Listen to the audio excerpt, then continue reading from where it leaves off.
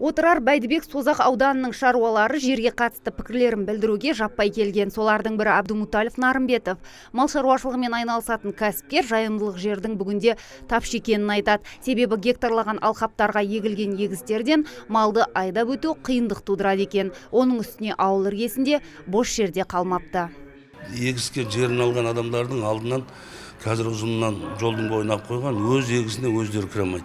Мысалы, біздің мына төменде отырған малшылар тауға көшетін болса, осыдан 100 километр жерден барып өту керек жолдан. Болмаса екі жағының бәрі егіс.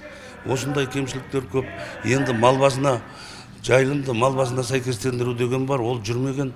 Мынау біздің селомызда 35 мың қой болады, 5-6 мың қарамал болады. Соларға өзінің норма бойынша жайылатын жері 50 мың гектардай болу керек. Ал енді бізде қазір 10-15 мың гектардың ғана аясында жер бар. Қалған келешекте не болатыны белгісіз болып жатыр.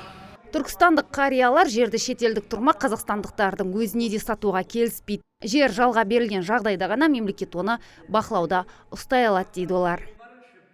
Шын мәнінде жерді шаруаға жалға беру керек. Егер де жеке адамдар, әсіресе алпауыттар жерді сатып алатын болса, онда ол өкіметке де заңға дәл бермей кетеді.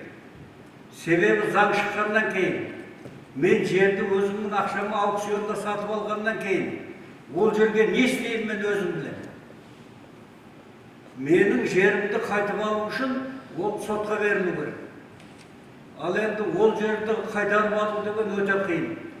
Міне Алматы қаласындағы Медеу шатқалындағы жерді президентіміз 3 рет айтты.